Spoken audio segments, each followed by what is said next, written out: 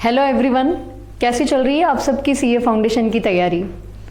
मैं आज बात करूंगी पेपर 4 जो कि है हमारा बिजनेस इकोनॉमिक्स एंड बीसी के। तो देखते हैं कि लास्ट मोमेंट पे हम कैसे इसको क्विक रिवाइज करें पूरे पेपर को, है ना। तो मैं बिजनेस इकोनॉमिक्स की बात करूंगी जो कितने मार्क्स कैरी कर रहा है आपके 60 मार्क्स। 60 नंबर की तैयारी हम कैसे करें। पेपर का पैटर्न जैसा कि आप सब जानते हैं, multiple choice questions, objective type है, माइनस मार्किंग भी है, तो बहुत ध्यान रखने की जरूरत है हमको, है ना। और ऐसे देखो तो पूरा पेपर बहुत स्कोरिंग है, 100 मार्क्स में से बहुत अच्छा आप स्कोर कर सकते हो। कुछ बेसिक चीजें हैं जो हम थोड़ा ध्यान रखेंगे। तो 60 नंबर का पेपर है हमारा। कैसे हम बिजनेस इकोनॉमिक्स के लिए प्रिपेयर करें, सेक्शन वाइज वेटेज और किस सेक्शन में से कितने नंबर के क्वेश्चन बनते हैं, कौन कौन से टॉपिक्स आपको कैसे रिवाइज करने, पूरी स्ट्रैटेजी मैं आपसे डिस्कस कर रही हूँ। फर्स्ट सेक्शन पे आते हैं जिसका वेटेज 15 to 20% चलता है और मार्क्स जो है वो 9 से 12 नंबर तक के क्वेश्चन इसमें से बन जाते हैं। क्या क्या है फर्स्ट चैप्टर में, हमारे इंट्रोडक्शन है बिजनेस इकोनॉमिक्स का। तो बिजनेस इकोनॉमिक्स की जो फर्स्ट और सेकंड जो यूनिट है जिसमें आपको रिवाइज करना है बिजनेस इकोनॉमिक्स के features, micro macro difference, positive normative difference और माइक्रो एंड मैक्रो वेरिएबल्स के एग्जांपल्स। तो यहां से आपके बहुत सारे क्वेश्चंस रेडी हो जाएंगे। फिर हम इसी का एक पार्ट पढ़ते हैं जिसमें आती है सेंट्रल प्रॉब्लम्स और फिर आता है टाइप्स ऑफ इकोनॉमिक सिस्टम्स। तो इकोनॉमिक सिस्टम, तीनों economic system, capitalism, socialism, mixed economy पढ़ने का तरीका ये, तीनों सिस्टम को आप एक साथ कंपैरेटिवली रिवाइज करेंगे तो आपको पता चलेगा कि अच्छा कैपिटलिज्म के ये फीचर्स हैं, ये मेरिट्स हैं, ये डीमेरिट्स हैं, सोशलिज्म में ये है और ये नहीं है। तीनों सिस्टम का एक कंपैरेटिवली आप रिवीजन करेंगे तो कोई भी फीचर, कोई भी मेरिट या डीमेरिट एक दूसरे सिस्टम में मिक्स नहीं होगा, इजीली आइडेंटिफाई कर पाओगे। एक और जो इंपॉर्टेंट बात है वो है अदर नेम्स। हर सिस्टम के अदर नेम्स भी आप याद रखना, बहुत बार अदर नेम्स के भी क्वेश्चन बन जाते हैं। आते हैं सेक्शन 2 पे जिसका वेटेज है आपका, ये बड़ी यूनिट है, इसका वेटेज है आपका 35 to 40% तक इसका वेटेज आईसीए ने दे रखा है और 21 से 24 तक मार्क्स के क्वेश्चन मैं मान के चल रही हूँ इसमें से आते हैं। Theory of demand, elasticity of demand, demand forecasting, then theory of supply, elasticity of supply, ये सारे टॉपिक्स यहाँ हैं बहुत सारे। और थ्योरी ऑफ कंज्यूमर बिहेवियर पूरा है। बहुत ज्यादा दिमाग में ऐसा नहीं रखना कि इतने डायग्राम में कैसे रिवाइज करेंगे। डायग्राम्स 1 और 2 ही हैं, अगेन एंड अगेन वो रिपीट हो रहे हैं। जैसे आप डिमांड में जाओगे तो देयर इज सिंपल 1 डायग्राम, उसमें शिफ्टिंग है, उसमें मूवमेंट है। फिर आप सप्लाई में जाओगे तो ऐसा ही है। इलास्टिसिटी में कुछ डायग्राम्स हैं जिनको, जो एक्सेप्शनल डायग्राम्स हैं वो आप स्पेशली रिवाइज कर लेना। जैसे कि क्रॉस इलास्टिसिटी सब्स्टिट्यूट गुड की, उसका डायग्राम बनाओगे, है ना। फिर कॉम्प्लीमेंट्री गुड्स की, फिर परफेक्ट सब्स्टिट्यूट का डायग्राम कैसा बनेगा। इस टाइप के कुछ एक्सेप्शनल केसेस आप रिवाइज करना। फिर हम बात करते हैं डिमांड फोरकास्टिंग। डिमांड फोरकास्टिंग में मेथड्स ऑफ डिमांड फोरकास्टिंग आप एक बार थॉरो कर लेना। देन थ्योरी ऑफ सप्लाई, बिल्कुल डिमांड के जो कर्व पढ़ेंगे उसके ऑपोजिट चलेंगे। डिमांड में डाउनवर्ड स्लोप है तो सप्लाई में आपके अपवर्ड स्लोप है। Okay. Theory of consumer behaviour भी आप, मैं सजेस्ट करूंगी कि आप इसको भी कंपैरेटिवली पढ़ें। मार्शल और हिक्स दोनों का कंपैरेटिवली अगर आप इस पूरी थ्योरी ऑफ कंज्यूमर बिहेवियर को रिवाइज करेंगे, कोई मिक्सिंग नहीं होगी, ना अजम्पशन में, ना एक्सेप्शन में, ना डायग्राम्स में। इन दोनों के कंबाइंड क्वेश्चन बहुत सारे होते हैं। कुछ अजम्पशन का क्वेश्चन होता है, which of the following is not an assumption of Hicks.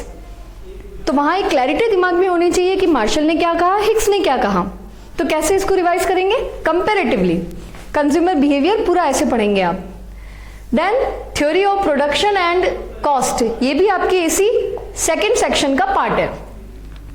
तो प्रोडक्शन और कॉस्ट 2 डिफरेंट चैप्टर है, but I suggest you production वाले चैप्टर के डायग्राम के साथ में आप कॉस्ट वाले चैप्टर के डायग्राम पढ़ेंगे, क्योंकि सारे कॉस्ट कर्व के यू शेप का रीजन हम कहां से ढूंढते हैं, प्रोडक्शन फंक्शन में से। तो प्रोडक्शन फंक्शन में आप कर्व जब बना रहे हो, इनवर्स यू शेप बना रहे हो, तो कॉस्ट में बना रहे हो यू शेप। दोनों ही चैप्टर्स के डायग्राम की कनेक्टिविटी है। अगर इस तरीके से डायग्राम आप रिवाइज करोगे, कॉस्ट तो पूरा डायग्रामेटिकली है चैप्टर ना, कॉस्ट के डायग्राम भी इंपॉर्टेंट है, सारे डायग्राम आपको रिवाइज करने हैं कॉस्ट वाले चैप्टर के। प्रोडक्शन में थोड़ी थ्योरी ज्यादा है, फैक्टर्स ऑफ प्रोडक्शन के कैरेक्टरिस्टिक्स इंपॉर्टेंट पार्ट है चैप्टर का स्टार्टिंग, वो आप जरूर रिवाइज करें। बीच बीच में कुछ थ्योरी है, एंटरप्रेन्योर्स की प्रॉब्लम है, वो आप नहीं भी पढ़ेंगे तो भी क्वेश्चन अटेम्प्ट कर सकते हैं अपने आप को ये समझ के कि या आई एम एन एंटरप्रेन्योर, वो आपसे इजीली हो जाएगा, उसको एंड टाइम पे रिवाइज करने की जरूरत नहीं है। कुछ ऐसे क्वेश्चंस होते हैं जो अपने आप को एक एंटरप्रेन्योर समझ के आंसर आ जाते हैं, उसमें हम टाइम वेस्ट नहीं करेंगे। तो प्रोडक्शन फंक्शन में हमको क्या रिवाइज करना है? Short term production function, iso quant, iso cost.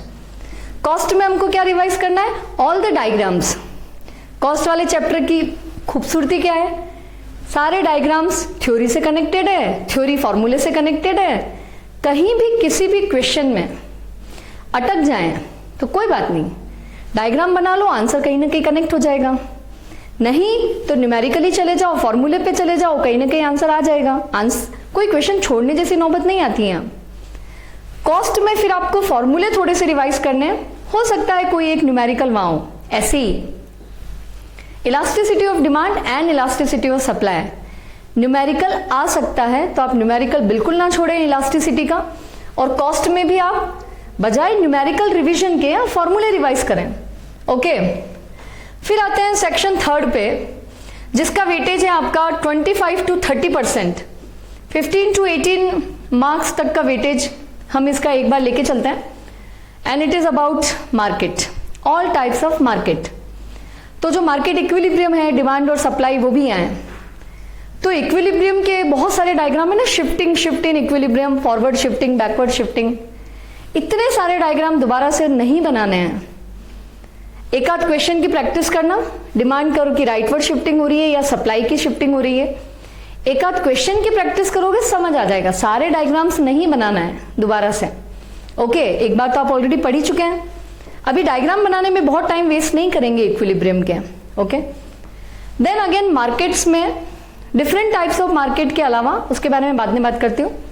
कुछ छोटे छोटे कॉन्सेप्ट हैं, शॉर्ट रन है मार्केट का, लॉन्ग रन है, फ्री एंट्री एंड एग्जिट है मार्केट की, देन प्रोड्यूसर्स इक्विलिब्रियम है, एमआरएमसी अप्रोच पढ़ते हैं हम, टीआरटीसी अप्रोच पढ़ते हैं, फिर शटडाउन पॉइंट पढ़ते हैं, ब्रेक इवन पॉइंट पढ़ते हैं। These are little little things, ये आपको एक बार रिवाइज करनी है। ओके, मार्केट वाली पूरी यूनिट कैसे पढ़ेंगे? अगेन जैसे हमने फर्स्ट टॉपिक रिवाइज किया, कैपिटलिस्ट, सोशलिस्ट, मिक्स्ड इकोनॉमी का कंपैरेटिव एनालिसिस, ऐसे ही अगर आपने बुक ध्यान से देखी है, ऐसी है कि तुम्हारा एक टेबल बना हुआ है कंपैरिजन का, या आपने आपके नोट्स बनाए कंपैरिजन के, तो वहां से याद करेंगे। जैसे से फॉर एग्जांपल, अगर कंपेयर करना है डिग्री ऑफ प्राइस कंट्रोल, आप एक फीचर की तरह याद मत कीजिए उसको कि परफेक्ट कंपटीशन में प्राइस नो कंट्रोल, ऐसे नहीं याद करेंगे। डिग्री ऑफ प्राइस कंट्रोल सारे मार्केट के बारे में बोलो, perfect competition no control over price, monopoly full control over price, monopolistic partial control over price. तो ऐसे एक एक फीचर को कैसे रिवाइज करना है? कंपैरेटिवली।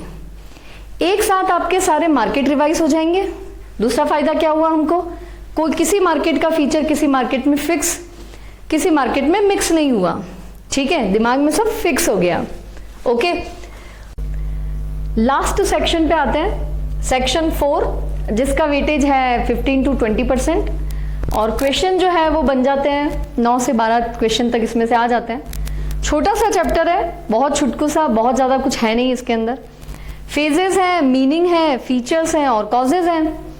तो मीनिंग में सिर्फ 2 वर्ड आपके इंपॉर्टेंट है, fluctuation and all economic activities, that's it. ठीक है, फेजेस जो इसकी 4 फेजेस हैं उनको याद रखना भी ज्यादा मुश्किल काम नहीं है। एक्सपांशन का जस्ट ऑपोजिट किधर चलेंगे आप? कॉन्ट्रैक्शन में। तो एक्सपांशन में सारी चीजें एक्सपांड हो रही है एक्सेप्ट अनएम्प्लॉयमेंट। कॉन्ट्रैक्शन में ऑल इकोनॉमिक एक्टिविटीज कॉन्ट्रैक्ट हो रही है, स्लो डाउन पे जा रही है। ठीक है, फिर फीचर्स जो है वो बहुत अच्छे से रिवाइज करने हैं। जितने भी बिजनेस साइकिल के फीचर्स दे रखे हैं, जरूर क्वेश्चन बन सकता है। वन मोर इंपॉर्टेंट चीज, that is 3 types of indicators.